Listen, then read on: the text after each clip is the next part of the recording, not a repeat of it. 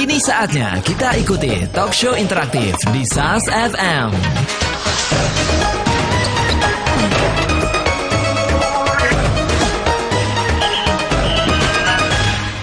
Assalamualaikum warahmatullahi wabarakatuh. Langsung sahabat dari lantai dasar Masjid Nasional Al-Akbar Surabaya. Inilah 107,5 SAS FM dan live video streaming kami di sasfmsurabaya.net. Bermanfaat, menghibur dan syar'i.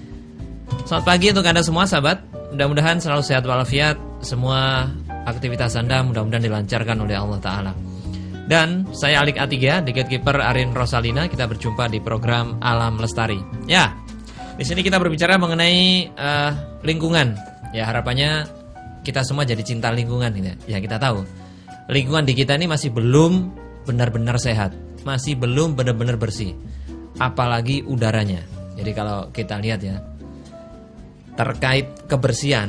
Nah, kalau kita bicara kebersihan itu tidak hanya kebersihan yang ada di darat ya, kebersihan yang ada di laut, tapi juga terkait kita juga bicara tentang kebersihan di udara. Nah, jadi kalau kita bicara lingkungan juga sama ya. Lingkungan darat, lingkungan di laut ya, dan lingkungan yang ada di udara termasuk ya lingkungan. Kita akan berbicara sahabat mengenai pencemaran udara ya. Pencemaran udara. Ini penting karena ya kita tahu udara ini kan yang selalu kita hirup setiap harinya gitu ya.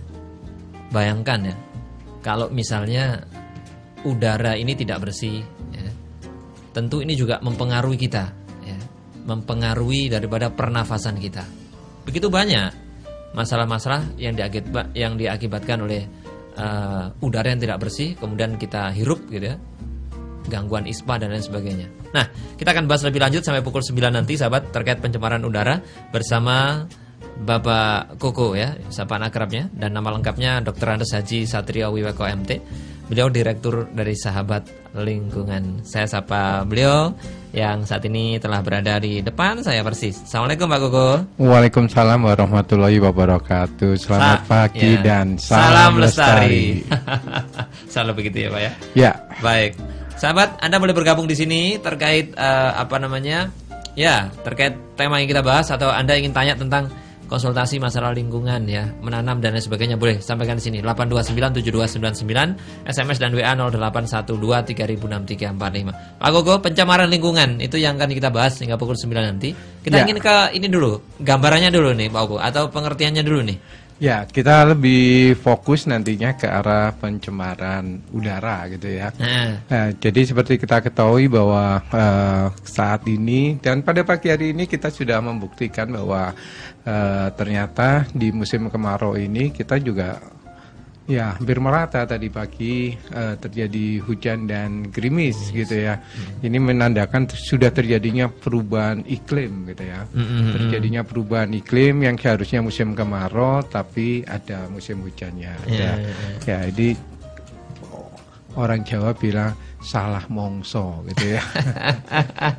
Salah mongso. Jadi terjadinya perubahan iklim, yang tadinya kemarau jadi hujan, yang tadinya hujan jadi kemarau yang berkepanjangan. Jadi ini jadi sulit diprediksi gitu ya. Jadi sulit diprediksi. Ini karena apa? Ya, ini ada salah satunya adalah terjadinya kerusakan lingkungan maupun pencemaran lingkungan ya. Terjadinya pencemaran lingkungan. Dan seperti kita ketahui, terjadinya perubahan iklim ini banyak sekali ditandai adanya pencemaran lingkungan, khususnya berkaitan dengan pencemaran udara gitu ya.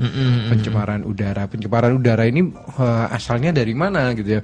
Pencemaran udara ini berasal dari industri-industri, dari kendaraan bermotor, atau dari aktivitas manusia yang bisa menimbulkan terjadinya pencemaran udara, misalnya terjadinya kebakaran hutan atau kita bakar-bakar sampah. Nah, ini akan merubah struktur komposisi udara, komponen-komponen udara yang ada di muka bumi kita ini gitu, muka bumi kita. Dan seperti kita ketahui bahwa komponen di permukaan bumi ini ada unsur utamanya adalah nitrogen, baru oksigen, dan komponen-komponen yang lain gitu, yang lebih kecil gitu. Nah, sekarang ini dengan tidak berimbangnya komponen-komponen ini yang akan mengakibatkan terjadinya perubahan iklim gitu ya. Kadang-kadang kita ini, bumi kita ini makin panas gitu ya, tapi tiba-tiba yang beberapa hari ini panasnya terik, tiba-tiba pada pagi hari ini hujan. Hujan. Nah, ini akan mengkacaukan. Kalau terjadi iklim yang kacau ini, kasihan juga dengan petaninya, gitu. Kasihan dengan petaninya. Misalnya yang petambak garam.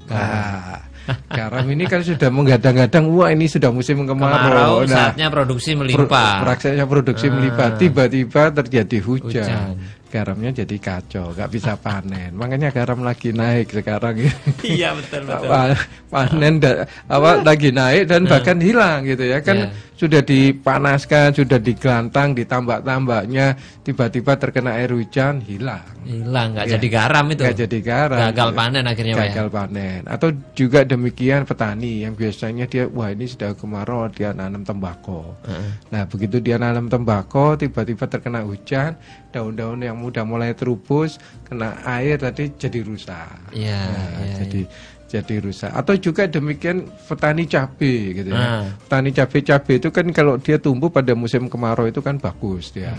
Musim kemarau bagus, tiba-tiba sudah mulai terubus dengan buah-buahnya, kena air hujan bisa jadi busuk. Rontok busuk. Kena air hujan itu. Nah, ini yang menggadang-gadang pada waktu musim kemarau. Nah, seharusnya kalau pada waktu musim penghujan, misalnya padi, orang-orang sudah siap-siap bertanam padi, diharapkan hujan, tiba-tiba panas. Nah, itu nggak ada irigasi, akhirnya padinya busuk dan mati. Nggak panen lagi. Nah, ini terjadinya perubahan iklim, terjadinya iklim yang kacau akibat dari pencemaran udara. Jadi penyebabnya gitu ya? Itu pengaruh ya, Pak ya? Pengaruh besar. Komposisinya berubah. Komposisinya harusnya apa aja, Pak? Yang menyebabkan? Ya, salah satunya adalah nitrogen, kemudian ada oksigen, ada hidrogen dan macam-macam komponen-komponen yang kecil. Tapi yang komponen yang besar adalah nitrogen dan oksigen. Tapi karena dengan munculnya bahan-bahan pencemar, jadi yang muncul ada karbon monoksida, kemudian ada muncul lagi H2S. Nah, dengan munculnya beberapa komponen-komponen HFC, ada ozon, ada dioksin. Nah, ini pencemaran ini yang menyebabkan terjadinya perubahan iklim tadi. Nah, kalau itu misalnya tercampur dengan bahan-bahan pencemar tadi, kalau toh hujan, misalnya sekarang ini hujan, jangan senang hujannya. Tiba-tiba kalau dicek air hujannya itu bukan air yang netral, pH-nya netral, pH netral itu ada pH 7, tapi kalau dicek ternyata pH-nya asam. Nah, artinya? Artinya terjadi hujan asam atau terjadi dengan hujan acid rain. Hujan asam ini kalau kena ke daun-daun, ke tumbuhan, itu daun-daun yang fungsinya sebagai proses fotosintesis, memasak sinar matahari tadi menjadi oksigen, tapi sekarang jadi rusak. Kena tetesan hujan asam. Hujan asam kayak bagaimana kalau kita coba kita rasakan, kita ngambil misalnya air aki ya, air aki coba kita siramkan ke tubuh kita. Atau yang kemarin novel Baswedan itu air raksa, itu dicoba air keras atau HCl gitu ya. Coba kita siramkan ke tubuh kita ya seperti itu. Jadi akan rusak. Padahal di daun, di permukaan daun itu ada butir klorofil yang fungsinya memasak, dalam proses fotosintesis dihasilkan oksigen. Kalau dihasilkan oksigen, kita enak bisa menghirup udara dengan baik. Makanya itu dengan adanya pencemaran udara ini, kita ingin mencoba menguranginya dengan banyak dengan menggunakan tanaman. Iya, Pak Koko, sebelum itu ya. Berarti kalau dari penjelasan Pak Koko tadi bisa disimpulkan, petani garam gagal panen, petani lombok gagal juga padi. Itu karena kita. Iyalah. Karena manusia yang mencemari lingkungan ya, Pak. Jadi jangan diharap petani sekarang ini malas-malas, bukan karena malas-malas ya. Dia mau nanam sudah berharap wah ini nanti garamnya ini bisa panen melimpah, tiba-tiba hujan. Kalau di kawasan pesisir pertambakan atau ke pesisir laut itu kan ada dua macam dia. Kalau dia musim hujan, biasanya dia itu nanamnya ikan. bandeng, udang atau mujair segala macam. Tapi kalau musim kemarau dia pindah nanamnya tidak menanam bandeng atau mujair, tapi dia menanamnya garam.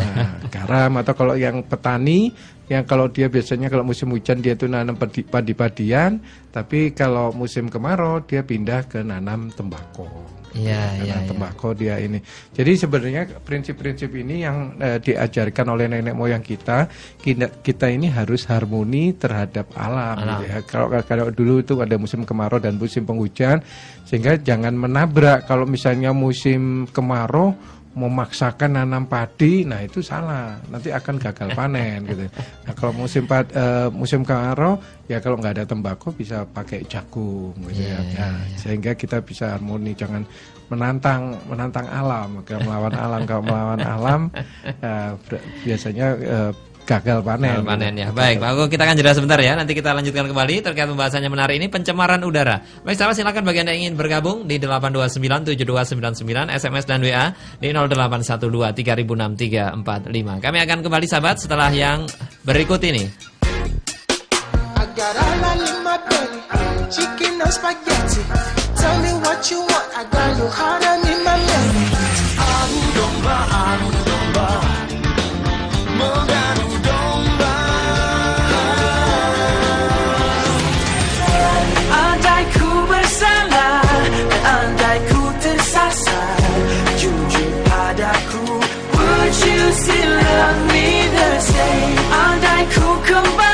Hits musik Islami terkini di Sas FM, bermanfaat, menghibur, syar'i.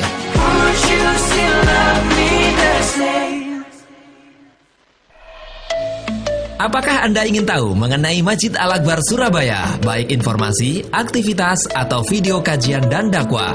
Follow Instagramnya @masjidalakbar Surabaya, official website di www.masjidalakbar.or.id, dan subscribe channel YouTube-nya dengan nama Masjid Al-Akbar TV. Dan setelahnya, Anda tidak akan ketinggalan informasi mengenai Masjid Nasional Al-Akbar Surabaya.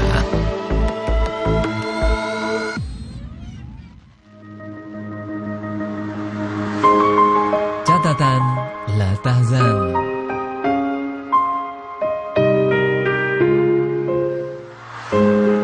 Jika masalah yang Anda hadapi tidak terpecahkan, penderitaan yang Anda alami menghimpit, dan muncul rasa putus asa di dalam hati, maka tunggulah jalan keluarnya.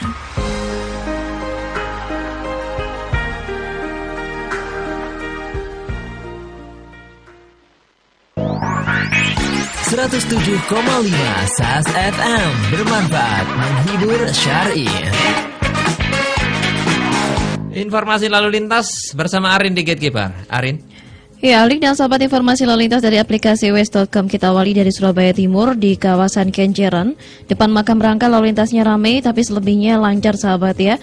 Demikian juga Kenjeran yang mengarah ke Kapasan dan juga Raja Wali. Kalianak juga lancar. Dupak Raya, Tembaan, Jagalan ini juga terpantau lancar untuk menit ini. Kemudian di kawasan Kalianyar ini terpantau lalu lintasnya padat. Sementara mengarah ke Ngaglik dan Kapas Kerampung lancar. Ke Jalan Kusuma Bangsa untuk menit ini lalu lintasnya lancar sahabat ya. Kemudian Tambang Boyo juga lancar, ini di kawasan RSUD Dr. Sutomo. Depan RSUD Dr. Sutomo, Jalan Maijen Profesor Dr. Mustopo terpantau lalu lintasnya ramai, kecepatan 14 km per jam.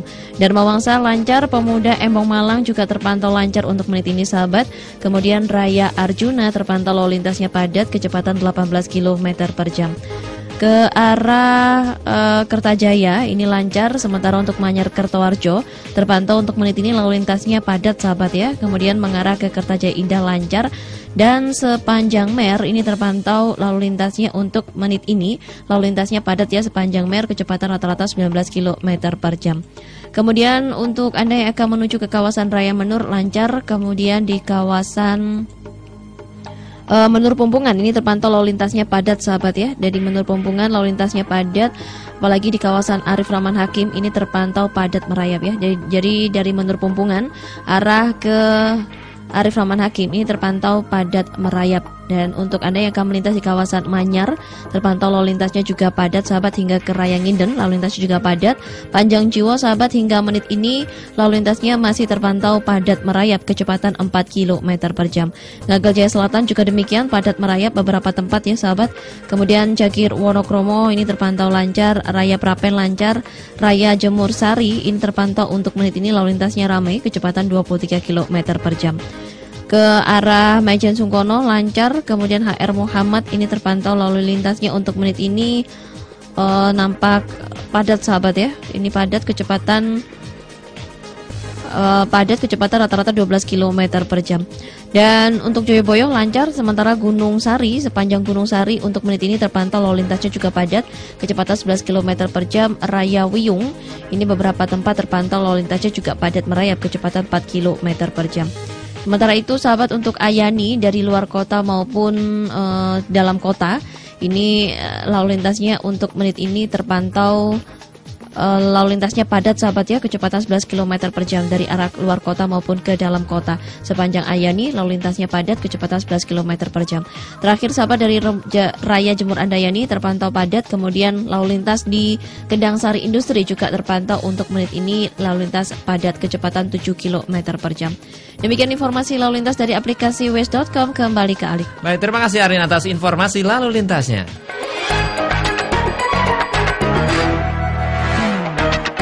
Kembali sahabat di program Alam Lestari, pencemaran udara itu temanya, masih bersama Dr. Andes Haji Satrio Wiweko MT atau Pak Koko ya. Beliau Direktur Sahabat Lingkungan yang dakwah syiar lingkungannya ini sudah di mana-mana sahabat ya. Jadi kalau Anda tanya mengenai lingkungan, nah beliau ini ahlinya. Nah, bagi Anda yang ingin tanya-tanya di sini langsung bersama Pak Koko, teleponnya 8297299, SMS dan juga WA 0812306345. Nah, barangkali ya di tempat Anda ini mau ada lomba Agustusan, lomba kampung terbersih. Nah, ini bisa minta sarannya Pak Koko nih, harus bagaimana kampung bersih itu gitu ya.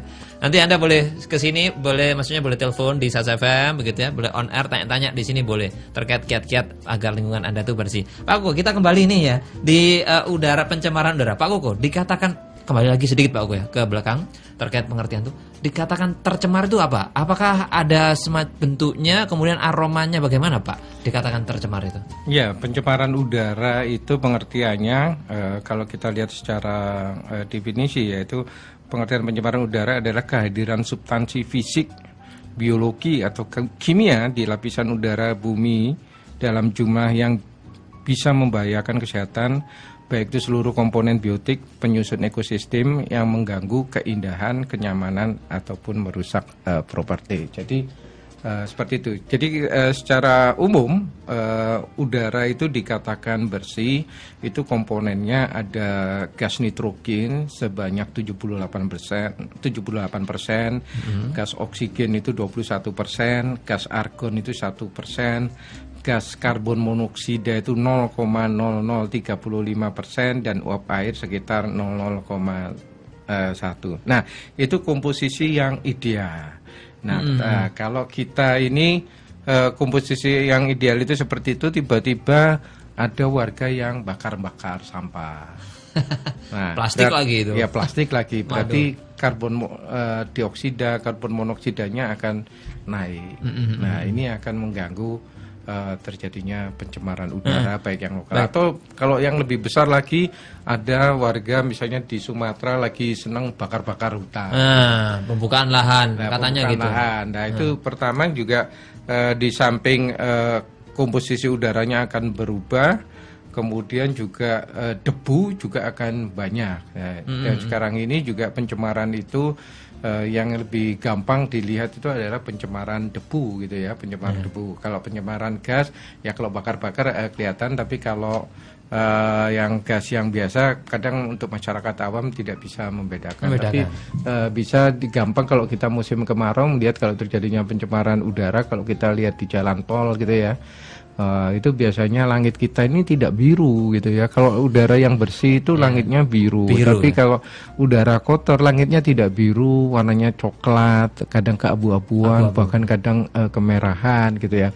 Atau pada waktu kemarin ada tol fungsional antara Mojokerto dan Surabaya, ketika saya naik saya sempat terkaget-kaget gitu ya.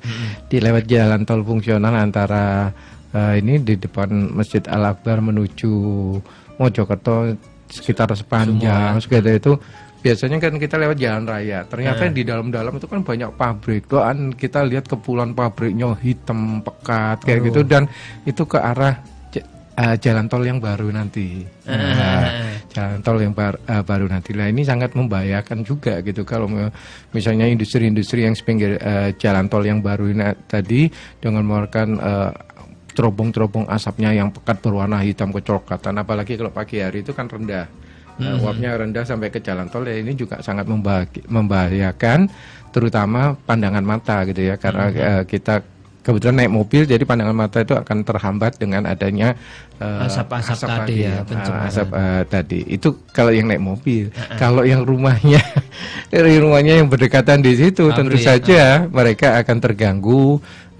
Pencemaran tadi baik tugas maupun debunya bisa masuk ke rumah. Bisa kita bayangkan kalau bahan-bahan pencemar tadi, karbon monoksida, karbon dioksida atau H2S segala macam masuk ke dalam rumah, itu akan mengganggu kesehatan. Baik. Pak Ugo, jadi kalau kita lihat komposisi normalnya udara di itu adalah yang banyak nitrogen ya Pak Ugo? Betul. Nitrogen, baru berikutnya adalah oksigen. Ya. Gitu. Oke lah Pak Ugo, misalnya begini Pak, di kita sudah tercemar begitu ya, sudah nitrogennya kandungnya sudah kurang. Nah, untuk menambah kandungan nitrogen itu apa yang harus dilakukan nih Pak Ugo? Nah, itu biasanya kita bisa ditolong dengan kita memperbanyak tanaman.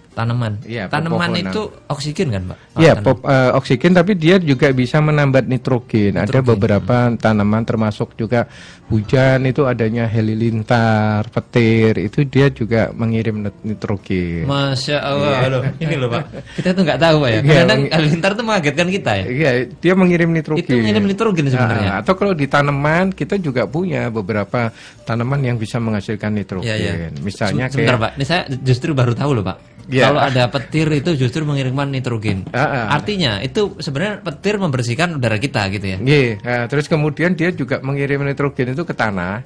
Akibatnya tanahnya jadi subur. Masya Allah. Iya. Jadi subur. Ini loh rahasia yang kuasa nih Pak Ugo. Jadi tanahnya jadi subur. Terus kemudian, supaya nitrogennya tadi nggak hilang, itu ada jenis-jenis tanaman yang bisa menambat, artinya bisa menangkap.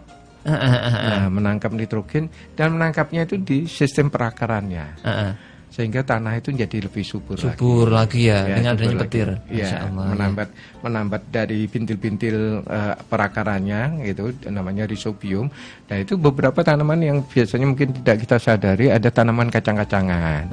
Nah, itu dia bisa menambat nitrogen. Terus kemudian tanaman turi gitu ya. Turi. Ya, tanaman turi itu juga bisa menambah nitrogen. Makanya seringkali kalau kita di sawah, nenek moyang kita itu dulu seringkali dia kalau menanam sayur-sayuran atau padi-padian biasanya dengan sistem tumpang sari. Nah, kita taunya turi itu ditanam gitu, tapi kita taunya turi itu wis kembangnya enak kayak pecel gitu. Itu favorit kita tuh Pak. Iya, buat pecel enak, tapi di sisi lain dia juga membantu menyuburkan tanah, karena di sistem perakaran turi tadi ada bintil rhizobium tadi. Ada turi, ada alam toro gitu ya, ada kacang-kacangan. Makanya orang dulu seringkali kalau nanam itu tumpang sari. Nah, jadi nanam tumpang sari itu nanamnya tidak sejenis gitu. Jangan padi semua gitu. Harus ada tumpang sarinya tadi. Makanya ada kacangnya, ada turinya. Bahkan turi itu juga dibuat pagar. Kalau di pematang sawah seringkali dipakai pagar. Ya, selain dipakai pagar, tujuannya apa? Dia sistem perakarannya tadi akan membantu menyuburkan tanah tadi. Baik. Pak Koko, turi ya? Turi ini penetralisir, menambah nitrogen di atas, semakin bersih gitu ya? Nah, kalau penanamannya bagaimana Pak Koko? Turi itu gampang atau susah ya? Turi gampang. Jadi tanaman-tanaman yang penambah nitrogen itu cukup dengan stek saja. Jadi kayunya dipotong miring, ditancapkan, dia bisa tumbuh. Atau juga tanaman-tanaman itu, turi itu juga gampang dengan biji. Bijinya sudah tua barangkali ya. Lamtoro juga demikian. Dan dia ini termasuk tanaman pionir ya. Tanaman pionir itu tanaman yang dia bisa tumbuh di antara tanaman-tanaman yang lain belum bisa tumbuh gitu.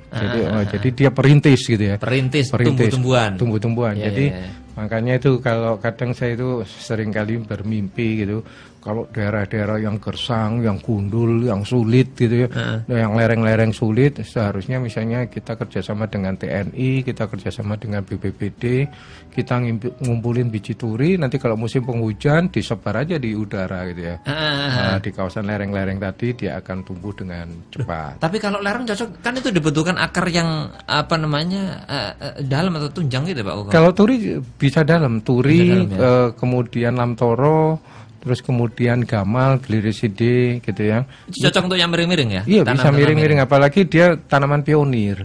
Jadi dia itu istilahnya tanaman yang pembuka pertama gitu ya. Ya, yang biasanya daerah-daerah yang gersang atau yang tandus atau yang sudah dirusak itu kan biasanya komposisi tanahnya kan jelek. Lah dengan adanya turi tadi atau lamtoro atau segala macam, dengan dia membuka lahan, dia tumbuh dengan cepat, dan karena dia menambah nitrogen, menyuburkan tanah tadi. Akhirnya setelah itu kita bisa tanamin yang lain gitu, atau mau Okay. tanamin jati, mau tanamin buah-buahan, tanamin apa, nah itu bisa. Wah. Ini kita baru tahu nih Pak Uko kalau kayak gitu ya. Pak Uko sudah ngasih saran tidak tuh ke pemerintah atau perhutani dan sebagainya? Sudah sering, kebetulan dulu gara-gara saya mengadakan program penghijauan di Seloliman Trawas beberapa waktu yang lalu, akhirnya saya sempat diminta bantuan untuk menghijaukan di kawasan Sulawesi Selatan, yaitu di daerah Jeneponto gitu ya. Daerah Jeneponto itu daerah perbukitan itu muter gitu ya, daerahnya gersang, persis kayak sebuah lagu, kalau ada sumur di ladang boleh kita menumpang mandi. Ya, kalau ada umur yang panjang. Ternyata lagu itu bukan sekedar sebuah karangan, ternyata saya menjumpai benar di kawasan Jeneponto di Sulawesi Selatan, itu daerahnya betul-betul gersang. Itu orang untuk mendapatkan air bersih itu hanya sumur gitu, dan sumurnya itu bukan di pekarangan atau rumah kita sendiri, sumurnya betul-betul di ladang. Iya, sumur itu di ladang itu misalnya satu desa itu mungkin hanya 2 atau 3 aja sumur gitu untuk mencukupi satu desa itu, dan dalamnya sekitar 40 meter. Dalamnya 40 meter, isi airnya cuman setengah meter aja, yang ngerubung orang banyak gitu. Makanya lah.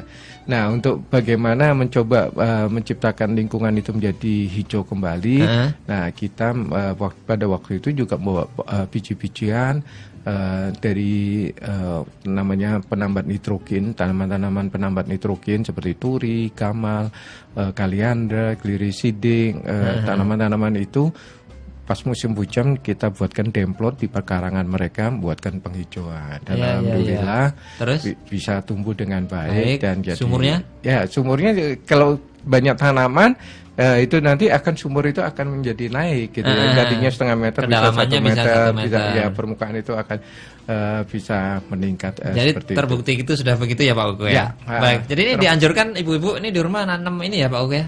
Turi ya? Iya, banyak, ada turi, ada alam toro, ada gamal, ada kaliandra gitu ya. Nah, tanaman-tanaman memang kalau kita menanam daerah-daerah yang tandus, daerah-daerah yang pemula, kita menanam tanaman yang cepat tumbuh, yaitu jenis yang penambat nitrogen atau tanaman pionir tadi dengan turi. Dan turinya itu multifungsi. Multifungsi. Pertama dia bisa menyuburkan tanah, mencegah erosi, kemudian juga bunganya bisa dibuat pecel gitu ya. Enak itu. Bunganya bisa dibuat pecel, kemudian kayunya yang sudah tua bisa dipakai untuk kayu bakar, terus daun-daunnya pun itu juga bisa digunakan untuk pakan ternak. Lah, kambing suka itu ya. Iya, kayak lamtoro. Itu juga lamtoro kan juga demikian gitu. Dia perakarannya menyuburkan tanah, kayunya bisa untuk kayu bakar, bijinya itu juga bisa, lamtoro itu untuk campurannya pecel juga. Enak ya. Itu ya. Campurannya pecel. Mini pete ya. Lah ya, pete kecil itu. Terus kemudian daunnya kalau Idul Adha biasanya orang-orang peternak kambing itu sering memberi makan lamtoro tadi. Iya, gitu. Tapi banyak peternak itu kepengen metik daun-daunannya tapi nanamnya enggak mau gitu ya. Itu, yang salah di situ ya, kurang pas di situ ya Pak Uko. Nah, padahal itu untuk jadi siklus untuk untuk memberi makanan ternak di kayak mau Idul Adha, baik itu sapi maupun kambing atau etawa segala macam. Itu kalau diberi makanan itu mantap ya. Mantap ya Pak Uko.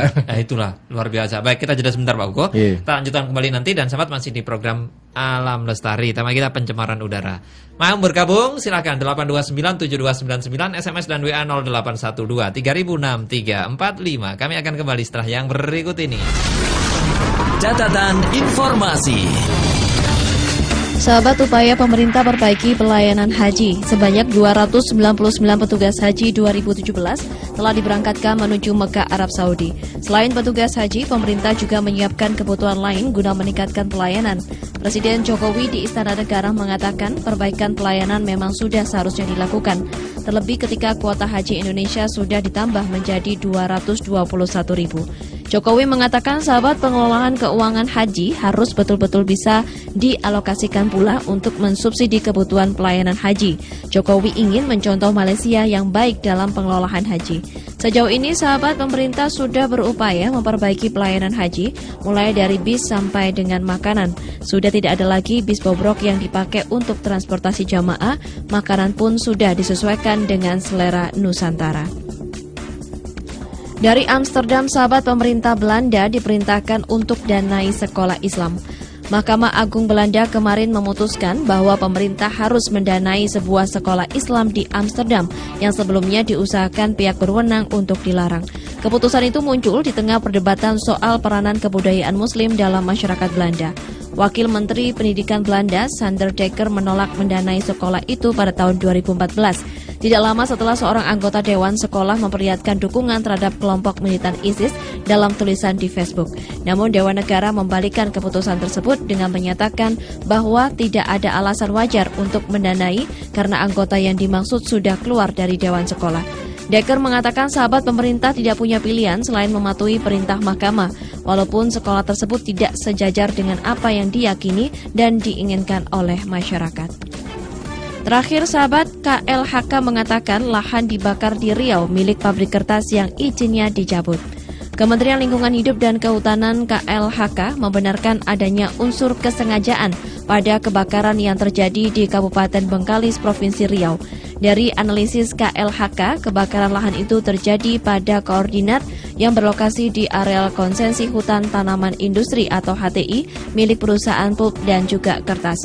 Direktur Pengaduan Pengawasan dan Sanksi Administratif Direktorat Jenderal Penegakan Hukum KLHK, Rosa Vivin Ratnawati mengatakan tim Gakum atau penegak hukum KLHK langsung melakukan pengecekan saat menemukan indikasi kebakaran. Diketahui sahabat, perusahaan tersebut berada dalam KHG Sungai Bunut Batang Umban berupa gambut non-kubah di Kecamatan Mandau, Kabupaten Bengkalis. Vivin menyebut pembakaran tersebut terlihat masif dan menggunakan perhitungan arah angin. Tidak hanya itu saja, laporan dari tim lapangan lokasi tersebut juga marak terjadi perambahan untuk sawit di lokasi tersebut. Pihaknya juga menegaskan perusahaan yang terbukti membakar gambut akan dijerat pidana. Demikian sahabat, catatan informasi kami ambil dari Antara dan Detik. 107,5 SAS FM bermanfaat, menghibur syar'i. Kita kembali sahabat di program Alam Lestari, tema kita pencemaran udara. Masih bersama Bapak Dr. Andes Haji Satrio Wiweko MT atau Pak Koko. Beliau Direktur Sahabat Lingkungan. Ya, pengalaman beliau memang luar biasa sahabat, sudah di mana-mana begitu ya, terkait dakwah lingkungannya. Telepon bagi Anda yang ingin tanya-tanya bersama Pak Koko di sini 8297299 SMS dan juga WA di 0812306345. Ya, barangkali Anda ingin tanya-tanya terkait lingkungan ya, atau RT RW Anda akan ikuti lomba begitu. Bagaimana Pak tipnya ini menjadi penilaian juri itu apa sih? Pak Koko inilah ya yang sudah menjadi juri di beberapa bahkan tingkat nasional ya Pak Koko ini. Baik, Pak Koko, kita terima kasih loh Pak Koko dibuka pengetahuan tentang bahwa petir itu penambahan nitrogen. Nah ini kita juga baru tahu loh Pak Koko. Ternyata kelihatannya kayak menyakutkan ya Pak Koko ya. Ternyata itu untuk menetralisir udara kita. Ya. Tanah ini loh. Ya Allah, ini karya memberi Allah nitrogen supaya tanahnya nanti jadi subur. Nah, memberi nitrogen, tanahnya subur jadi nitrogen ya. Baik, Pak Koko, sebelum dilanjutkan yang lainnya, ini sudah ada yang bergabung di line telepon Pak Koko. Kita sapa. Assalamualaikum. Halo. Oh. Halo. Oh, tidak ada ini ya. Sudah saya angkat pada. Halo. Halo. Oke, nggak ada Pak Koko. Kita lanjutkan kembali nih Pak Koko. Terkait dampak ini. Kalau misalnya masyarakat sudah malas menanam Pak Koko, males nanam turi, males nanam tanaman. Dampaknya bagi kita lainnya apa? Terutama kesehatan nih Pak Ugo. Apa dampaknya? Ya, dengan semakin banyaknya pencemaran udara, baik itu dari cerobong-cerobong pabrik maupun dari knalpot dari kendaraan bermotor, itu bisa berdampak buruk terhadap kesehatan kita. Dari hasil penelitian itu banyak penelitian berkaitan dengan pencemaran udara yang sasarannya terutama masyarakat yang terpapar oleh pencemaran udara, misalnya polisi gitu ya.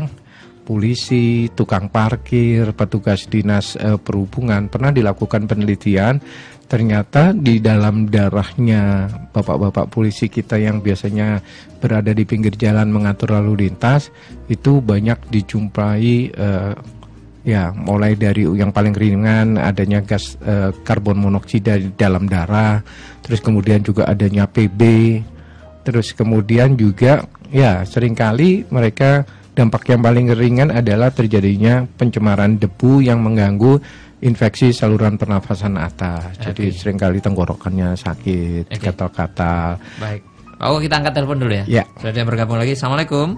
Waalaikumsalam. Ya, dengan Ibu siapa ini? Ibu Nurul. Bu Nurul, silakan Bu Nurul. Ya. Iya. Assalamualaikum, Pak. Waalaikumsalam Bu Nurul. Mohon tanya, Pak, di daerah saya itu karena ibu saya itu kan punya sawah, dulu itu sawahnya subur. Iya.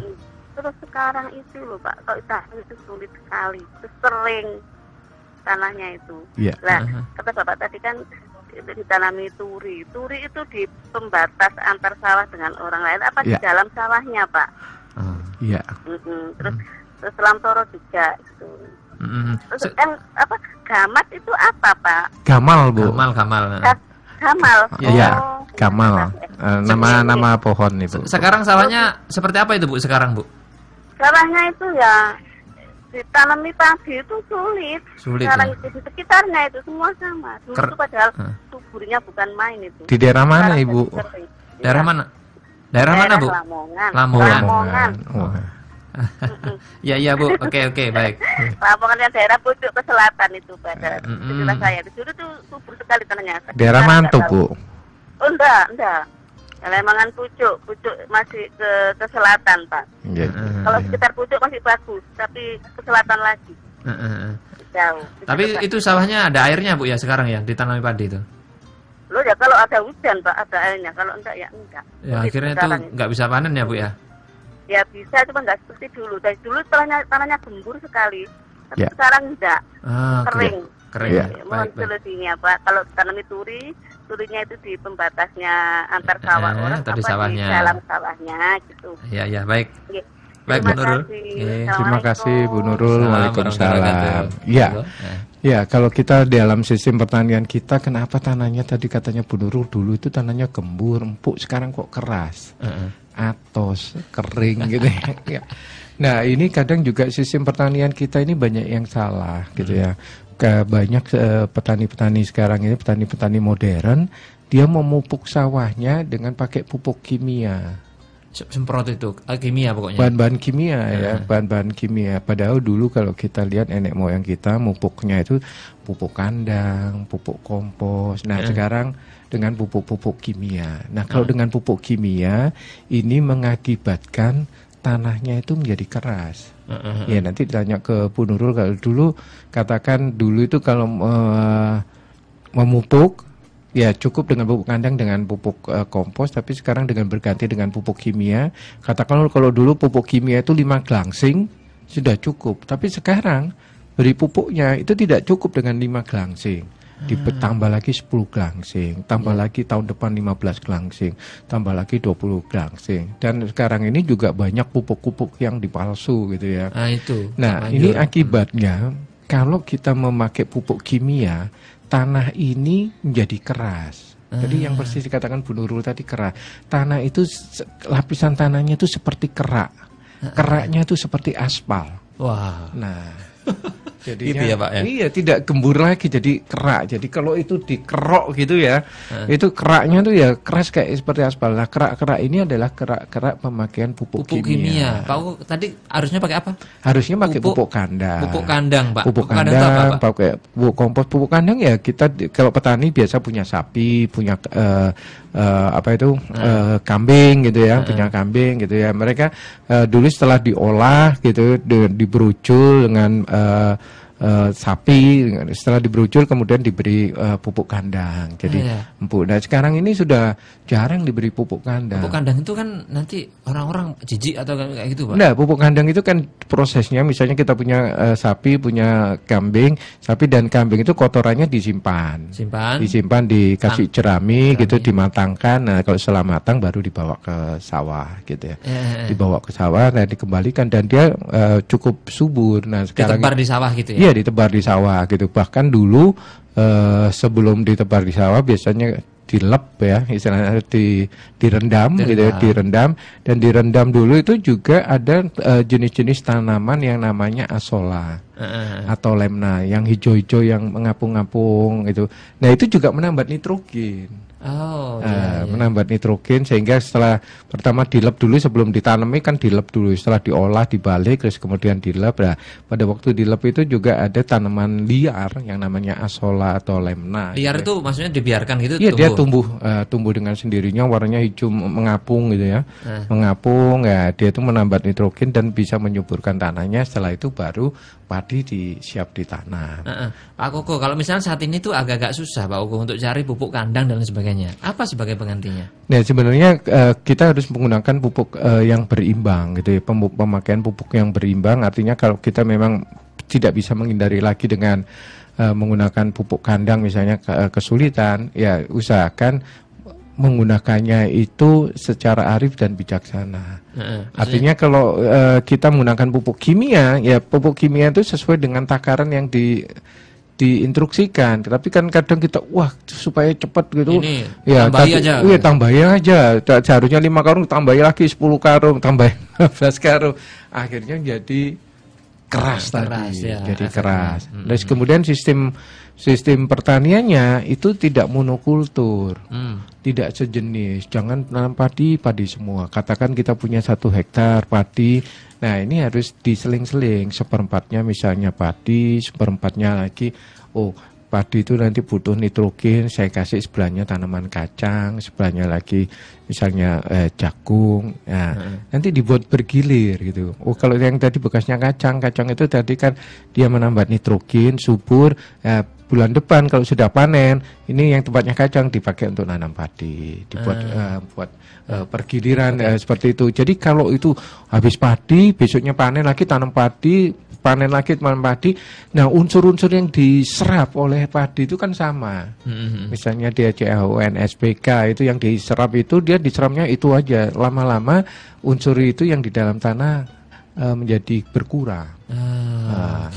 Ya supaya dia menjadi subur kembali harus diganti dengan tanaman yang lain. Gitu maksudnya. Kacang. Jadi ada pergiliran sehingga sistem tanah tadi menjadi stabil dan jadi subur lagi. Baik. Gitu. Baik, Bu Nurul, ini jawabannya masih belum selesai. Nanti kita lanjutkan kembali di sesi berikutnya Pak Ugo ya. Dan kita akan jeda sebentar. Sahabat, bagi Anda yang ingin bertanya lagi silakan di SMS dan WA 0812 306345, telepon 8297299. Kami akan kembali setelah yang berikut ini. Akan datang hari mulut dikunci.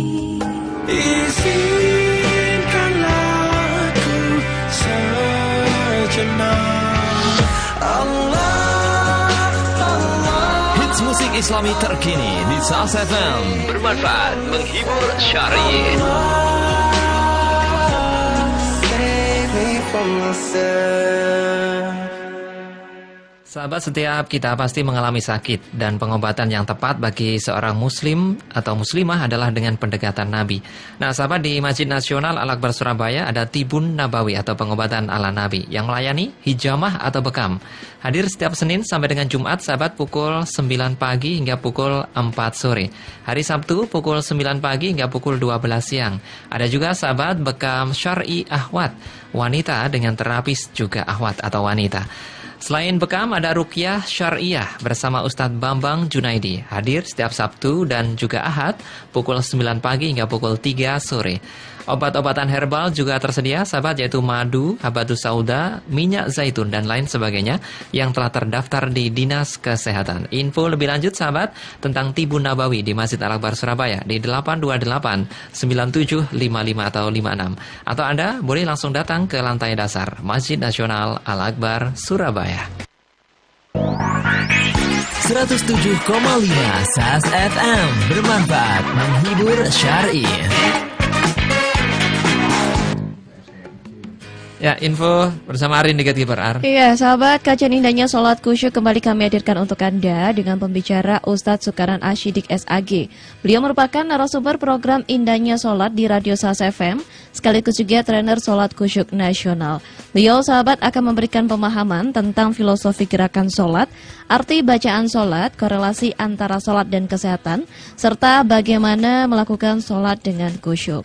Dan kajian indahnya sholat khusyuk ini, sahabat, akan kami laksanakan untuk Anda insya Allah pada hari Ahad 13 Agustus 2017 ya. Hari Ahad 13 Agustus 2017 pukul 9 pagi hingga 4 sore di Studio 2 Radio SAS FM. Nah, jika Anda daftar hari ini, sahabat, biayanya hanya Rp100.000 per orang.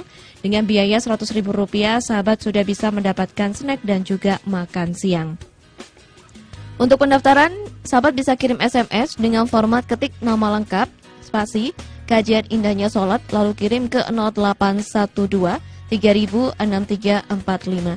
Sekali lagi, sahabat, untuk pendaftaran bisa kirim SMS dengan format ketik nama lengkap, spasi, kajian indahnya sholat, lalu kirim ke 0812 306345.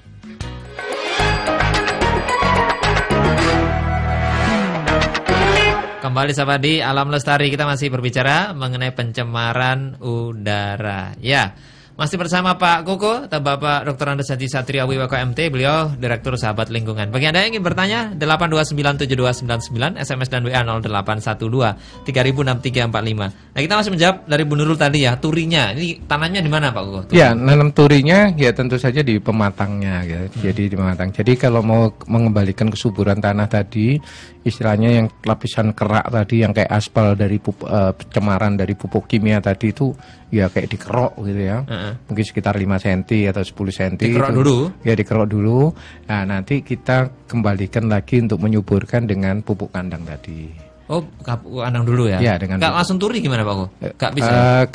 Turinya nanti disisipi di pematang. Tadi betul Bu Nurul tadi di pematang. Oh, bukan di dalamnya ya? Bukan di dalamnya. Kalau yang di dalamnya lebih baik nanti tanaman kacang kayak kacang-kacangan itu, polong-polongan itu yang dia bisa membantu juga menyuburkan. Selain kita bisa panen, tapi di sisi lain dia juga meninggalkan unsur hara nitrogen di dalam tanah. Gitu. Kembali ke langkah-langkahnya tadi. Dikerok dulu, kira-kira berapa senti itu, Pak Ko? Sekitar 5 cm sampai 10 cm dikerok, kemudian kita masukkan pupuk kandang. Setelah pupuk kandang baru dicampur, diolah, dikulut, terus kemudian kasih air juga ya? Iya, nanti kan pada waktu nanam kan tetap ada perendaman. Nah, nanti dengan adanya pupuk kandang tadi, pupuk kandang ini tadi juga memicu terjadinya memunculkan bakteri-bakteri tadi. Dikatakan pupuk kandang itu berarti yang ininya sapi ataupun kambing, ya, kotorannya sapi kambing yang sudah kering gitu ya? Ya, yang sudah matang. Yang sudah matang itu artinya kan kotoran kambing atau sapi setiap hari dia membuat kotoran. Nah, kotorannya itu disisihkan. Kalau di kandang dia disisihkan, misalnya taruh kalau di desa banyak pekarangan, ditaruh di pekarangan, biasanya dicampur dengan jerami gitu ya. Campur dengan jerami sampai dia betul-betul sudah muprul gitu ya. Muprul. Oh, ya, muprul tidak agak lama ya, Pak Ko? Ya, agak lama, biasanya sekitar 3 bulan gitu ya. Dia 3 bulan baru bisa dipanen. Kalau dia masih panas, diberikan ke tanamannya mati kepanasan gitu. Kalau masih baru ya maksudnya. Tanamannya masih baru. Atau juga kalau misalnya di daerah sana itu, misalnya kayak di Lamongan itu kan banyak juga sapi. Nah, dia misalnya budidaya sapi gitu, peternak sapi. Nah, kotoran sapi itu bisa dimasukkan biodigester biodigester itu untuk nampung kotoran sapi tadi, tapi juga biodigesternya bisa dimanfaatkan untuk jadi biogas. Ya, tadi panasnya tadi adalah gas metan tadi. Gas metannya tadi bisa digunakan untuk memasak ya, untuk memasak sehingga nggak perlu beli LPG. Nah nanti campurannya di biodigester tadi, kotoran itu dimasukkan di biodigester itu perbandingannya 1:1. Satu kotoran, misalnya 1 ember kotoran ditambah 1 ember air, dicampur dimasukkan ke biodigester. Di biodigester tadi akan menghasilkan gas metan. Gas metannya dipakai untuk masak. Nah cairannya yang pupuk kotoran tadi kalau sudah 15 hari 20 hari dia akan keluar akan menjadi yang namanya pupuk cair seluri. Nah pupuk cair seluri ini bisa langsung, kalau yang masih dalam bentuk cairan dia bisa disemprotkan di dalam tadi pematang sawah tadi. Disemprotkan lagi di pematang sawah gitu ya, kayak dilep gitu ya. Itu baunya gimana itu? Ya kalau yang sudah menjadi biogas itu baunya sudah berkurang. Tapi kalau pada waktu belum jadi biogas itu pasti bau gitu. Makanya supaya nggak bau dia dengan dibakar tadi, dibakar untuk dimasak, dipakai untuk memasak tadi. Gitu. Oke, kembali lagi Pak ke tanah sawah tadi itu ya. Oke, setelah dilep sama air, dilep sama dengan pupuk kandang boleh, atau juga yang tadi kalau misalnya dengan pakai biodigester, selurinya tadi disemprotkan ke persawahan tadi, semprotkan ke sawahan, didiamkan, nanti habis itu dilep dengan air. Setelah dilep dengan air itu mikroba-mikrobanya itu akan muncul. Berapa lama itu Pak? Ya biasanya seminggu. Seminggu sudah cukup. Bahkan juga akan memunculkan tadi yang namanya tumbuhan asola atau tumbuhan lemna gitu ya. Biarkan aja ya. Itu memang untuk ini ya. Hijau gitu. Hijau yang mengambang kecil-kecil gitu. Nah itu bisa membuat jernih, dan setelah itu baru dipakai untuk bertanam padi lagi gitu ya. Padi atau apa tadi, kacang-kacangan dulu atau? Ya kacang-kacangan dulu. Nah kalau musim kemarau seperti ini ya jangan padi. Kalau kacang-kacangan aja ya. Ya kacang-kacangan, atau kalau mau nanam ya paling tidak jagung. Ubi-ubian gimana? Ubi-ubian. Boleh juga. Ubi-ubian boleh ya. Jagung juga ya. Ya kalau musim kemarau kayak singkong kayak gitu. Nah itu boleh. Jadi kalau musim penghujan baru kita yang tanaman yang banyak butuh air kayak padi. Tapi kalau musim kemarau jangan tanamin padi. Ya lebih baik ubi atau jagung. Turi ya. Turinya di pematangnya. Turinya di pematangnya di batas. Jaraknya berapa itu Pak Ogo antara turi satu dan lainnya? Bisa rapat gitu. Kalau pada waktu nanam kita bisa rapat gitu, sekaligus berfungsi tadi sebagai pagar juga. Pagar pembatas antara lahan milik kita dengan milik tetangga. Kadang dipakai untuk lewat itu Pak Ogo. Masih bisa diatur, bisa diatur. Dia kecil aja dia bisa tahan kok, ditancap-tancap gitu juga sudah bisa gitu. Cepet ya Pak, memang ya turi ya. Sekaligus untuk pendek-pendek juga nggak apa-apa. Maksudnya itu dekat-dekat nggak apa-apa ya. Oke, baik, itu serbaguna. Nah berikutnya ini tadi pertanyaan juga yang saya juga penasaran, gamal itu tanaman apa ya?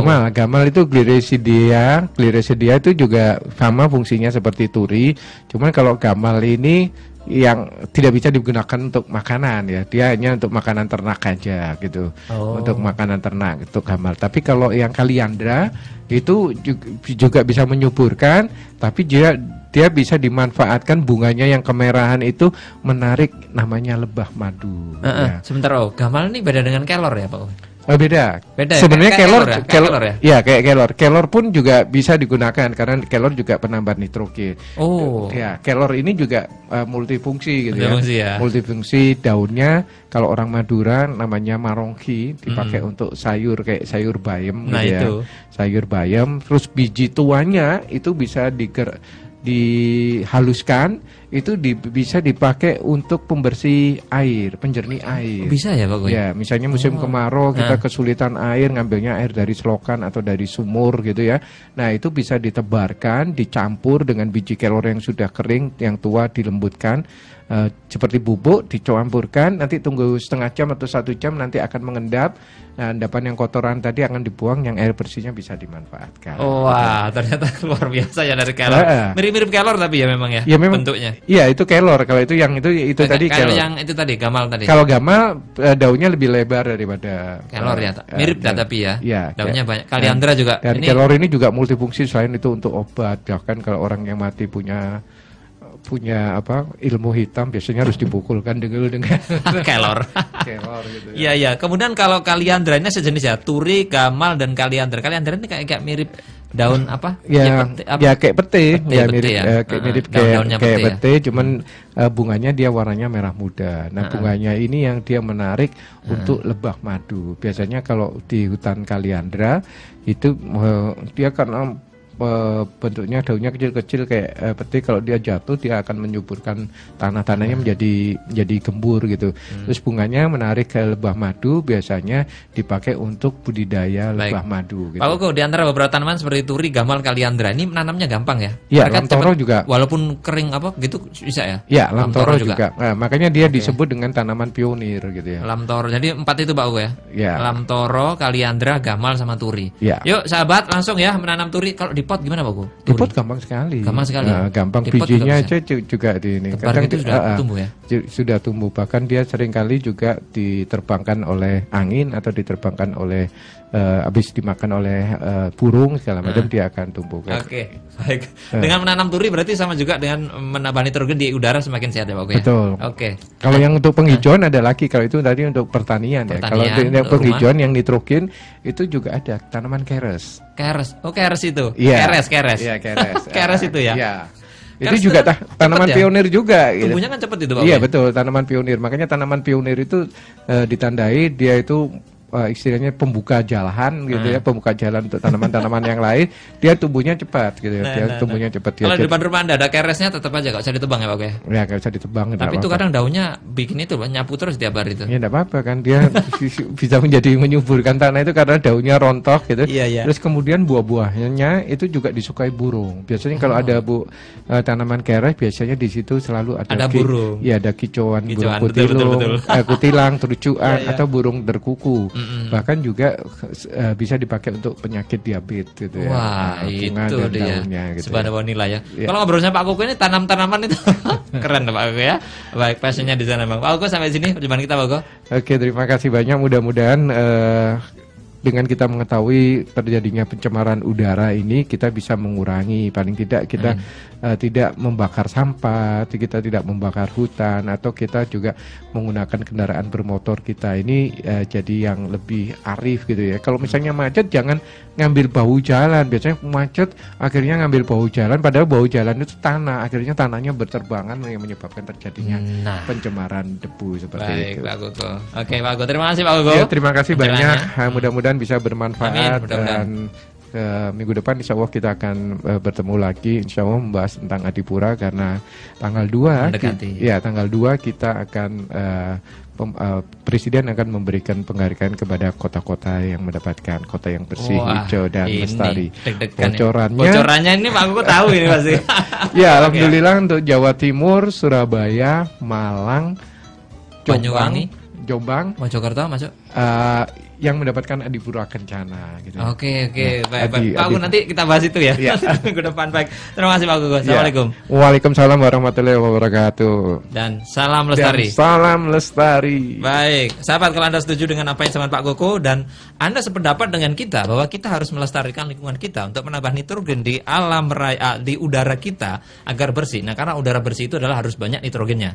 Kalau Anda setuju dengan apa yang kita talkshow-kan ini, yuk besok langsung kita tanam turi. Anda boleh tanam gamal, kaliandra, maupun Anda boleh tanam lamtoro di rumah Anda. Di pot bisa juga ya, turi paling nggak turi, ini yang paling gampang. Dan nanti, nah ini dia, ininya bisa kita untuk buat pecel gitu ya. Baiklah, sampai di sini saya Alik A3, di Gatekeeper Arin Rosalina pamit sahabat. Assalamualaikum warahmatullahi wabarakatuh. Acara selanjutnya, Syair dan Siar Pagi.